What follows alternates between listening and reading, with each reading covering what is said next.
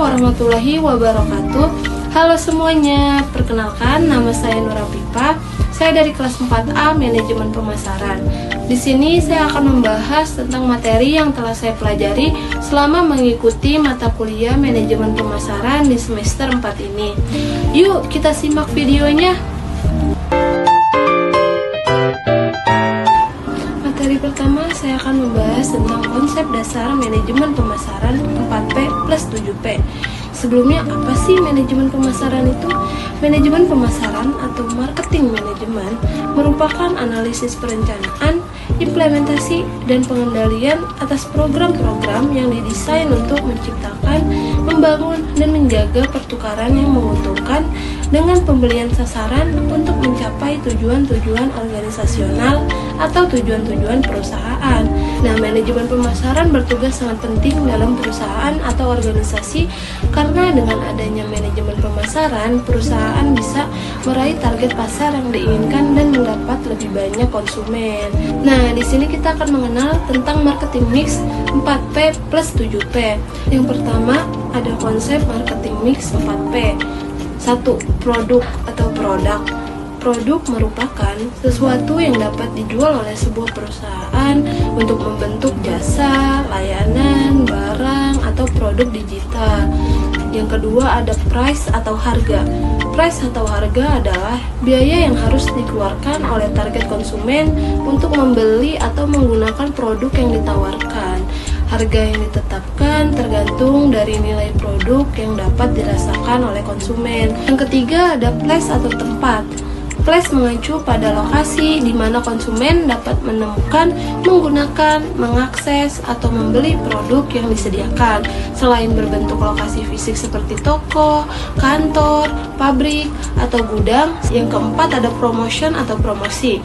Setelah menggunakan produk, price, dan place, sekarang adalah saatnya untuk menerapkan strategi promosi. Promotion atau promosi adalah cara untuk mempromosikan produk agar dapat menjangkau target market sehingga menghasilkan penjualan. Selanjutnya ada marketing mix 7P. Nah, yang pertama ada produk atau produk. Hal ini mengacu pada apa yang dihasilkan oleh perusahaan atau apakah itu produk atau layanan atau kombinasi keduanya dan dikembangkan untuk memenuhi kebutuhan inti pelanggan. Yang kedua ada price atau harga. Price atau harga merupakan satu-satunya elemen penghasil pendapatan dari semua aktivitas pemasaran lainnya. Penting untuk mendapatkan harga yang tepat agar tidak hanya menutupi biaya pengeluaran tetapi juga menghasilkan keuntungan. Yang ketiga ada place atau tempat. Konsep tempat merupakan lokasi pelanggan untuk melakukan pembelian dan mencakup setiap saluran distribusi. Tempat ini biasanya berupa toko fisik, toko online, aplikasi, media sosial, atau situs web. Nah, yang keempat ada promotion atau promosi. Setelah menggunakan produk, price, dan place, sekarang adalah saatnya untuk menerapkan strategi promosi. Promotion atau promosi adalah cara untuk mempromosikan produk agar dapat menjangkau target market sehingga menghasilkan penjualan. Yang kelima ada people atau orang. Karyawan perusahaan memiliki peran besar dalam berinteraksi dengan pelanggan, menerima dan memproses pertanyaan, pesanan, dan keluhan secara langsung melalui obrolan online di media sosial atau melalui pusat panggilan. Yang keenam, proses atau proses. Semua perusahaan ingin menciptakan perjalanan yang lancar, efisien, dan ramah pelanggan. Nah, yang terakhir atau yang ketujuh ada physical evidence atau bukti fisik. Bukti fisik memberikan isyarat nyata tentang kualitas pengalaman yang ditawarkan perusahaan. Materi selanjutnya tentang analisis pasar dan perilaku konsumen. Analisis pasar dan perilaku konsumen merupakan dua aspek yang penting dalam manajemen pemasaran. Analisis pasar dilakukan untuk memahami karakteristik pasar, pesaing, dan pelanggan yang ada. Sementara perilaku konsumen berkaitan dengan bagaimana konsumen berperilaku dalam membeli dan menggunakan produk. Dalam pemasaran, memahami perilaku konsumen sangat penting karena produsen dapat menyesuaikan produk atau layanan mereka dengan kebutuhan preferensi konsumen. Analisis pasar juga dilakukan karena memberikan informasi yang dibutuhkan oleh produsen untuk membuat keputusan bisnis yang tepat. Di sini ada segmentasi pasar. Nah, segmentasi pasar menurut Kotler adalah proses membagi pasar yang besar menjadi beberapa bagian segmen yang lebih kecil berdasarkan karakteristik, kebutuhan, ataupun perilaku yang berbeda dari konsumen di dalamnya. Di sini ada contoh segmentasi pasar yang dibidik oleh Starbucks sudah tepat sasaran, mulai dari segi geografis yang mempengaruhi pemilihan lokasi gerai di mana Starbucks melakukan segmentasi pelanggan berdasarkan tipe komunitas mulai dari komunitas orang kantoran, anak kuliahan, hingga anak SMA. Aspek psikografis pelanggan yang terbagi atas beberapa grup berdasarkan oleh gaya hidup, kepribadian, dan nilai. Segmen Starbucks adalah orang yang senang dengan merek-merek terkenal dengan harga yang premium. Pelanggan Starbucks adalah konsumen kelas menengah ke atas perkuliahan, perkantoran yang menghabiskan waktunya di kedai kopi. Materi selanjutnya ada strategi produk dan pengembangannya. Strategi produk dan pengembangan produk adalah bagian penting dari manajemen pemasaran yang berfokus pada pengembangan produk baru atau modifikasi produk yang sudah ada untuk memenuhi kebutuhan dan keinginan pelanggan serta mencapai tujuan perusahaan. Beberapa manfaat dari strategi produk adalah antara lain meningkatkan penjualan, meningkatkan pangsa pasar, memperluas pasar, meningkatkan citra merek, meningkatkan loyalitas pelanggan, dan meningkatkan profitabilitas perusahaan. Pengembangan produk adalah suatu proses menciptakan atau memodifikasi produk atau jasa yang sudah ada agar lebih bermanfaat atau memiliki nilai tambah bagi konsumen. Tujuan pengembangan produk adalah untuk meningkatkan daya saing perusahaan di pasar, meningkatkan penjualan, memenuhi kebutuhan pelanggan, serta meningkatkan keuntungan perusahaan. Contohnya, di sini ada Starbucks menawarkan sebuah konsep kepada pelanggan dengan merubah pengalaman meminum kopi, lalu menggabungkannya dengan berbagai jenis kopi yang berkualitas. Kualitas kopi yang dipakai Starbucks harus memenuhi standar yang berkualitas tinggi. Starbucks memang tidak hanya menawarkan minuman dan makanan, mereka juga menjual kopi dan teh kemasan bagi para pelanggannya, termasuk barang-barang souvenir seperti mug, termos, dan tumbler. Desain unik dan menarik ditambah adanya logo Starbucks yang memberikan prestis. Outlet atau cafe Starbucks biasanya dirancang untuk memberikan kenyamanan dan suasana di rumah dengan kombinasi desain gerai, produk berkualitas tinggi, dan staf terlatih. Pelanggan juga menikmati kemudahan pembayaran dengan kartu dana yang dimuat di aplikasi seluler, mendapatkan reward, menerima promosi instan notifikasi produk baru langsung ke ponsel mereka. Materi selanjutnya tentang strategi harga dan penetapan harga. Nah, di sini ada yang tahu nggak nih strategi harga itu apa sih? Nah, aku jelasin dulu ya. Strategi harga adalah rencana dan pendekatan yang digunakan oleh perusahaan untuk menentukan harga produk atau jasa mereka. Sedangkan penetapan harga adalah proses menentukan harga yang tepat untuk produk atau jasa yang ditawarkan oleh perusahaan. Strategi harga yang tepat dapat membantu perusahaan meningkatkan penjualan dan laba bersih. Nah, di sini ada beberapa contoh strategi harga yang umum digunakan adalah diskon harga, harga paket, harga diskon sepanjang tahun, harga barang murah, harga barang mahal, dan lain-lain. Sedangkan penetapan harga harus mempertimbangkan faktor-faktor seperti biaya produksi, persaingan pasar, permintaan dan penawaran, brand image, dan tujuan perusahaan. Dalam penetapan harga, perusahaan dapat memilih antara penetapan harga tinggi atau rendah tergantung dengan target pasar dan strategi pemasaran yang digunakan. Starbucks menggunakan strategi harga premium dalam konteks pemasaran. Strategi harga ini menggunakan kecenderungan perilaku orang-orang yang membeli produk yang lebih mahal berdasarkan hubungan yang diakui antara harga yang tinggi dan nilai yang tinggi. Produk kopi perusahaan lebih mahal daripada kebanyakan produk pesaing. Strategi harga ini membuat Starbucks mempertahankan citra produk khusus kelas atas, namun Starbucks menawarkan 3 ukuran gelas, yaitu tall, grand, and venti. Diferensial harga produk ini membantu konsumen untuk memilih produk yang sesuai dengan kantong mereka. Materi selanjutnya promosi dan strategi komunikasi pemasaran. Promosi dan strategi komunikasi pemasaran adalah bagian penting dari upaya pemasaran yang dilakukan oleh suatu perusahaan. Promosi dapat berupa iklan, promosi penjualan, sponsor, publisitas, dan kegiatan pemasaran lainnya yang bertujuan untuk memperkenalkan produk atau layanan perusahaan kepada konsumen dan meningkatkan kesadaran merek.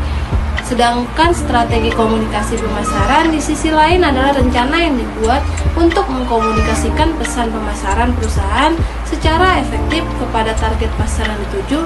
Strategi ini dapat meliputi pemilihan media yang tepat, penentuan pesan yang akan disampaikan, serta pengukuran hasil kampanye pemasaran.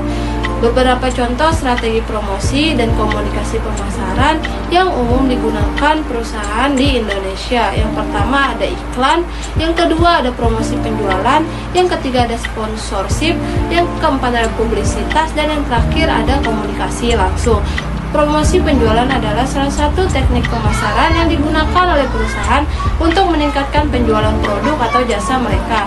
Nah, saya punya contoh di sini, contoh dari promosi. Pada awalnya, Starbucks tidak pernah melakukan strategi pemasaran yang konvensional seperti melakukan pemasangan billboard, pembuatan flyer, hingga membuat iklan di TV. Semuanya mulai berubah ketika Starbucks go internasional. Starbucks juga berinteraksi dengan para pelanggan mereka di berbagai sosial media seperti Instagram, Line, Facebook, dan Twitter. Dari sisi visual mereka juga melakukan strategi pemasaran menggunakan YouTube. Starbucks juga pernah masuk ke dalam film Game of Thrones sehingga makin banyak lagi pelanggan yang tertarik. Starbucks membuat program loyalitas kepada para pelanggannya, yaitu berupa kartu Starbucks Rewards. Program itu menawarkan produk gratis setelah sejumlah uang yang dikeluarkan atau penawaran penambahan diskon pada toko. Materi selanjutnya tentang branding dan manajemen merek. Branding adalah proses pembuatan, membangun, dan memelihara citra, identitas, dan nilai suatu produk atau perusahaan dalam pikiran pelanggan atau konsumen. Tujuannya adalah untuk membedakan produk atau perusahaan dari pesaing dan memberikan kesan positif pada konsumen. Manajemen merek adalah strategi yang digunakan untuk mengatur dan mengelola merek suatu produk atau perusahaan. Hal ini meliputi pengembangan merek, pemasaran merek, dan pengawasan merek. Tujuannya adalah untuk memastikan bahwa merek terus tumbuh dan berkembang seiring waktu serta tetap relevan dan menarik bagi konsumen. Manajemen merek juga melibatkan pemantauan atau melindungi merek dari penggunaan yang tidak sah atau merugikan. Contohnya, logo Starbucks Siren adalah salah satu logo paling terkenal di dunia setelah melalui perubahan sebanyak 4 kali semenjak awal berdiri. Logo menjadi main brand identity dari Starbucks kini telah berada dalam fase puncak, di mana mereka tidak perlu lagi untuk mencantumkan kata Starbucks maupun coffee seperti logo-logo sebelumnya. Hal ini menunjukkan bahwa hanya melalui gambar Starbucks telah mampu dikenali secara luas. Perubahan logo ini pula sebagai kiasan dan perlambang bahwa Starbucks telah melepas batas-batas perusahaan gerai kopi dan berkembang ke arah era dan bidang yang sama sekali baru. Tujuan dari manajemen merek adalah membangun komunitas pelanggan loyal yang akan tetap memakai produk dalam jangka panjang. Selain itu, dapat mengendalikan, membangun, serta mengukur sejauh mana keberhasilan suatu ekuitas merek. Brand equity atau ekuitas merek adalah nilai tambah yang terkait dengan sebuah merek yang membuatnya lebih bernilai daripada produk serupa yang tidak memiliki merek. Memasuki materi yang terakhir tentang pemasaran digital dan e-commerce. Pemasaran digital adalah penggunaan teknologi digital untuk mempromosikan produk atau layanan dan membangun hubungan dengan pelanggan. Ini melibatkan penggunaan berbagai saluran digital seperti situs web, media sosial, email, dan mesin pencari untuk mencapai audiens yang lebih luas dan memperkuat merek secara online. Berbagai manfaat dari pemasaran digital: yang pertama, memperluas jangkauan pasar; yang kedua, targeting yang lebih akurat; yang ketiga, pengukuran yang lebih akurat; yang keempat, mengurangi biaya; yang kelima, meningkatkan interaksi dan keterlibatan; dan yang terakhir, meningkatkan brand awareness. Nah, e-commerce adalah proses penjualan dan pembelian produk dan layanan melalui internet. Dalam e-commerce, transaksi antara penjual dan pembeli dilakukan secara elektronik tanpa adanya interaksi fisik. E-commerce memungkinkan konsumen untuk membeli produk dari mana saja dan kapan saja, sambil menawarkan kepada penjual akses ke pasar yang lebih luas. Dalam e-commerce, pembayaran dan pengiriman barang biasanya dilakukan secara online. Contohnya, Starbucks menggunakan strategi digital marketing untuk menjangkau pelanggan yang menjadi target pasarnya. Digital marketing digunakan untuk melakukan promosi secara digital melalui media sosial. Starbucks juga menerapkan digital marketing dengan memberikan user interface, aplikasi dan website untuk meningkatkan customer experience. Online promotion dan customer experience diharapkan dapat meningkatkan customer loyalty pada Starbucks. Saya akan membacakan kesimpulan dari pembahasan ini. Kita dapat mengambil suatu kesimpulan bahwa untuk dapat memenangkan persaingan dalam pemasaran, terlebih dahulu manajemen pemasaran harus mengetahui situasi apa yang sedang dialami oleh perusahaan sebelum menentukan strategi apa yang cocok digunakan untuk menghadapi situasi tersebut. Pada masa sekarang, pemasaran pun harus mencakup wilayah pasar yang lebih luas. Pemasaran global sendiri diartikan sebagai proses pemusatan sumber daya dan tujuan organisasi pada peluang pasar dalam melakukan sebuah bisnis atau membangun perusahaan yang berskala internasional. Masing-masing pelaku pemasaran harus memiliki pengetahuan dan keterampilan dalam kaitannya dengan pemasaran global. Sekian pembahasan materi dari saya, kurang lebihnya saya mohon maaf. Wassalamualaikum warahmatullahi wabarakatuh. Dah.